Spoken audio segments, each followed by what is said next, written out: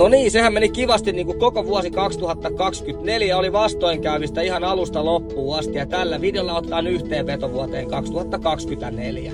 Heti vuodenvaihteessa mun oma lynksi syttyi palamaan jarrusta, oli noin 3 astetta pakkasta ja jarrut lämpeni sen verran, että jouduttiin ihan palokunnan voimin sammuttamaan. Sitten moottorikelkkahommista sisuuntuneena päätettiin lähteä Lepän mökillä ajamaan jäärataa. Se päättyi siihen, että me luppus Lepän faijan traktori jäihin ja otettiin osto-operaatio.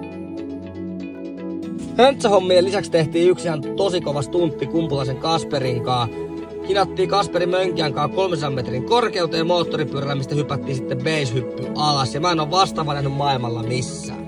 Sitten oltiinkin jo huhtikuussa ja lähdettiin Lapin rundille Mönkiän kanssa. Ajettiin 2 viikkoa 2300 kilsaa RZR:n kanssa. Käytiin aika monessa laskettelukeskuksessa ulkoiluttais profiilia. Tää oli kyllä rankka, mutta erittäin antoisa reissu. Ja mä veikkaan, että kaikki mukana olijat tykkäs kyllä tosi paljon.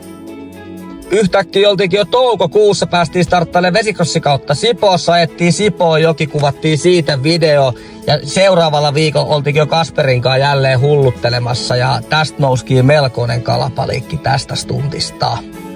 Yhtäkkiä taas Lapissa haettiin sieltä Lynx Redder 2023 vuoden kelkka ja siitä oli idea tehdä vesikelkka kesän aikana.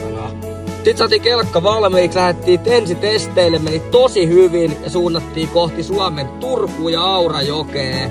Siellä vähän vastoinkäymisi haukkas suksi vettä kelkka Aurajoen pohjaa. Noin 30 tuntia siinä meni, niin kelkka oli uudestaan käynnissä ja kyllä hymyili.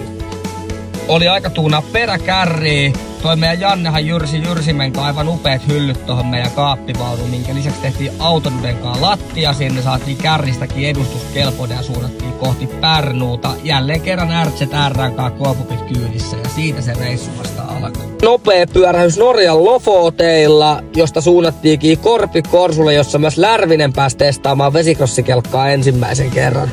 Ei ollut ihan pian operaatio tääkään, mutta selvittiin. Mitä paskoja, hä? Mä lähdin kaljalle.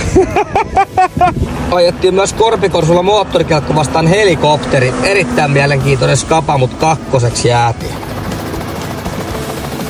Sitten alkoikin oli aika katsastaa autoja. Se meni sen verran vakuuttavasti, että ei tällä hetkellä yhtään leimassa olevaa autoa. Eli vuonna 2025 rassataan ja paljon. Ei ottanut kostut eikä sammuttimet, hylsy tuli, että rytinä kävi. Ja sä tiesit, kun Tuukka tuo auton näytille, niin takuulla tavataan. Päästiin taas vähän kelkkaille ja käytiin vallottaa Haminan kuuluisa Bond-joki Svetterin kanssa.